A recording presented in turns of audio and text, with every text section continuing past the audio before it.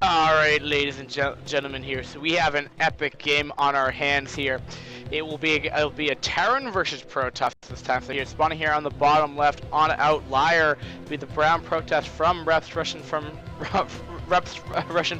Pro Gaming Team. It will be a member here who had just pretty much held off a 2-hatch meatless.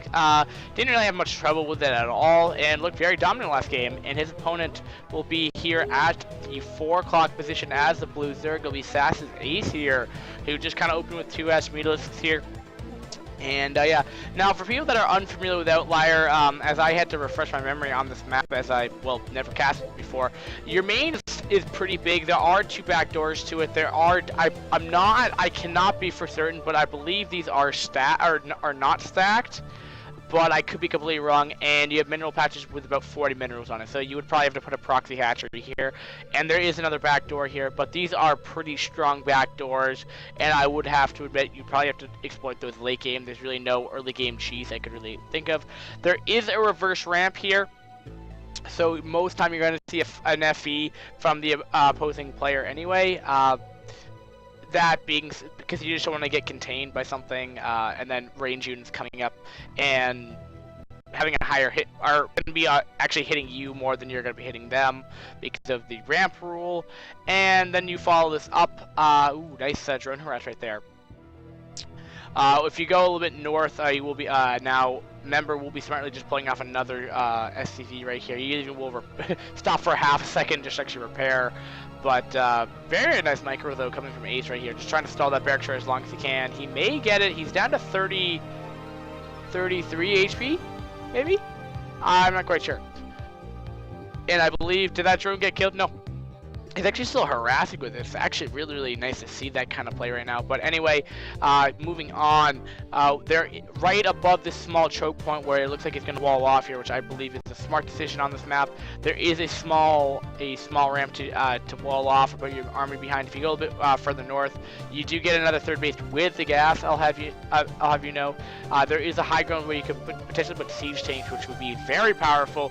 Very open area, which is kind of like the central area, and another ramp. So the third, you know, is definitely able to be protected if you decide to wall it off a little bit, especially put siege tanks up here, which can try to negate this big area. It's not going to go all the way up, but you can try to do your best to defend. But that being said, that's if we get to it. That being said, if we even get to a super late game. All right, so what do we see here? We got initial links here. Must have been a hatch before pool build. No gas though, so he's not going to commit. It looks like very similar to last game. Who knows? He may go 2-hatch meatless again. Maybe that's just what Ace likes to do. Maybe very much like what Suzuki likes to do, just like 3-hatch muta every game. But he's so good, he can get away with it. Now, will that be Ace? I don't know. And I'm a little surprised though. I don't think we have Suzuki for SAS in the SAS lineup, which I'm just surprised. I would have thought for a high-level clan like SAS is they would probably just put him in the lineup as he won ISL 3, and he looked pretty dumb. Well, the finals went. I mean, it went to like I think the final match, but that okay. Well, this is interesting. He's gonna be pulling a ton of SCVs here, and he's just gonna go for like a 1 barracks pressure all-in kind of thing. There's already like a Sunken coming over here, so it's actually looking really tense right now. Does it actually work off? He did force a cancel on the Sunken so far, but that Sunken's in the back though. Ling should be able to help buffer or stall for time. At least drones are getting in the action here. The Marines are exposed right now. Drones are not being target fired. There we go. I believe he's only lost 1 Marine so far. SCVs are actually buffering a ton of the damage right now. But the Sunken is up. Keep in mind right there. SCVs do a ton of damage if they get if they can get a complete around here, but I believe he is target firing the Marines right there, and it does not look, things are not looking good for members push right here. Well, he did kill up the Sunken though, which I was not gonna actually think of it here. He might actually get the hatcher. Maybe I was talking too soon, and oh my god, I don't think Ace has any drones left.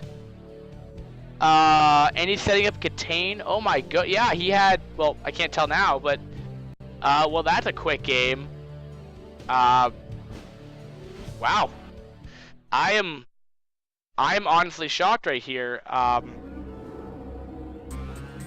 I am genuinely shocked right now. I cannot believe SAS won that, or Reps won that. Excuse me. Let me just change it up a little bit. They did not win 2 games.